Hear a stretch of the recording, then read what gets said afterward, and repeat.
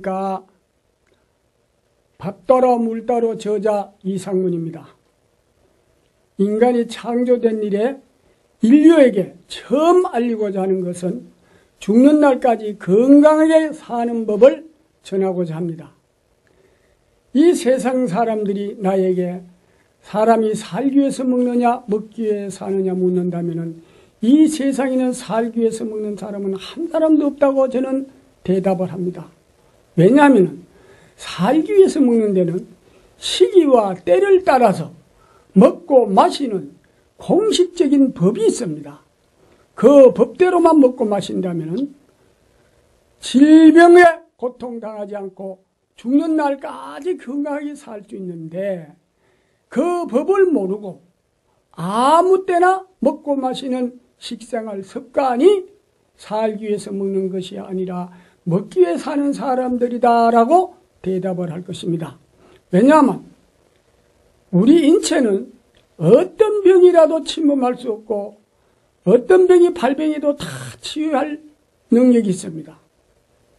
그러기 위해서는 살기 위해서 먹는 법을 바로 먹고 마셨을 때 그 만병을 물리치고 건강하게 살 수 있는 모든 내면의 자연 출익이 강화되기 때문입니다. 그러면 살기 위해서 먹는 데는 어떻게 먹어야 되는 건가? 간단합니다.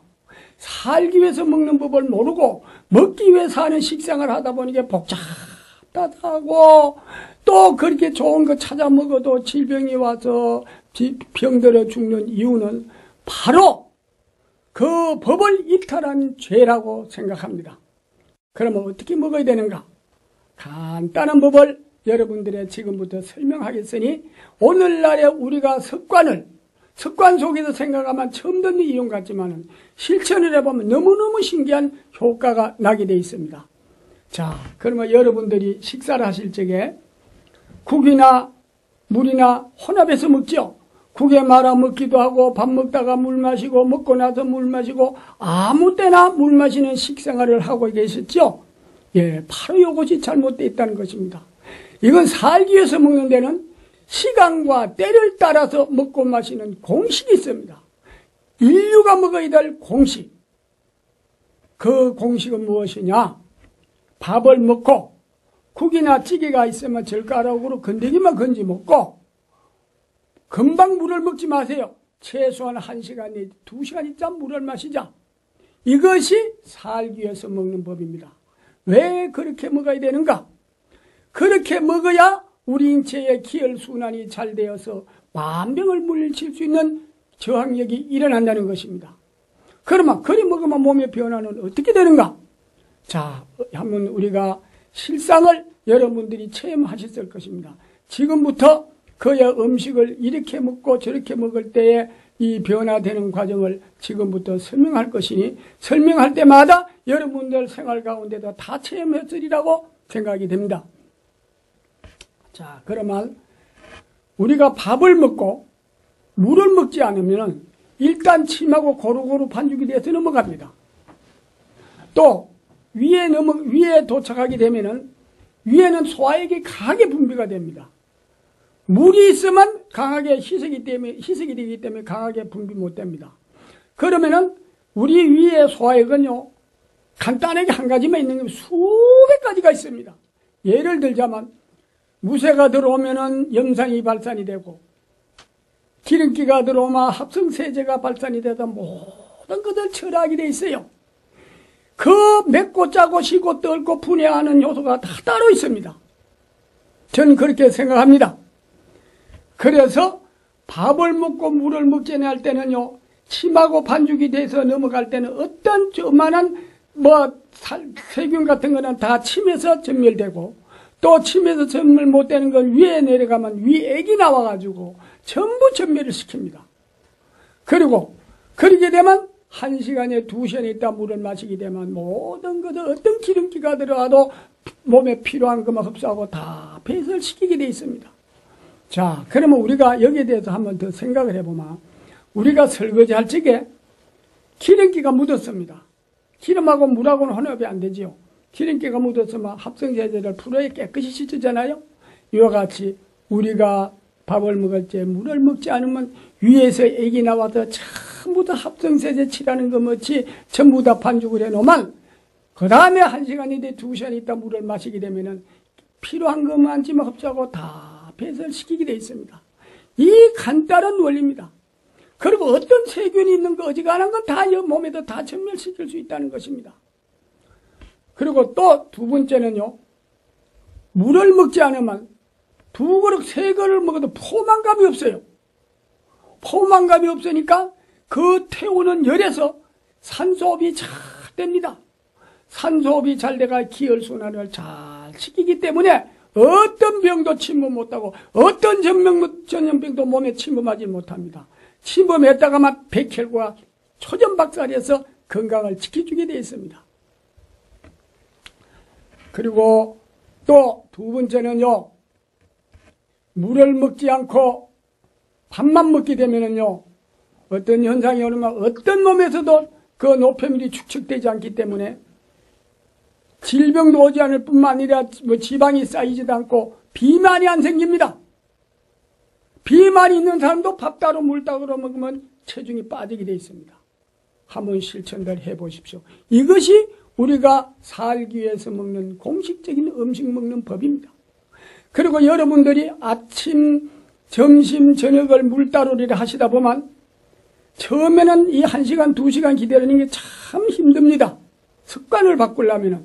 그러면 한 일주일 내지 한 15일만 지나면 몸에 균형이 잡힙니다. 그러면은 처음에는 2시간이고 1시간이고 기다리면 물을 많이 먹어지지만은 이것이 한 얼마간만 지나게 되면은요, 물이 먹고 싶어지질 않아요. 왜? 음식이 태우면 물이니까요. 왜 또 음식을 먹으면 갈증이 나고 열이 날까요? 우리가 음식은 에너지를 만드는 원료입니다. 원료를 먹게 되면은 이 공장에서 우리 몸에는 미토콘드리아라는 그 공장이 있는데 이 공장에서는 음식을 태워서 에너지를 만드는 곳이랍니다. 거기서 만드는 공장에서 태우다 보니까 열이 납니다. 갈증이 납니다. 그건 밥 먹고 금방 갈증 나는 것은 가짜 갈증입니다. 진짜 갈증이 아닙니다. 그때 만약에 물을 마시면요, 포도당으로 만들질 못하고 그냥 그 지방으로 만든답니다. 저는 이런 용어는 어른 성형외과 의사가 자기가 위장병으로 고생했던 분이 이걸 해가 나았다고 해서 지 실험을 해보면서 그분이 했는 용어입니다. 나는 미토콘드리아라는 영어 자체도 이 몸 안에서 어떤 역할을 모릅니다. 왜 해보아 공부를 한 사람이 아니기 때문입니다.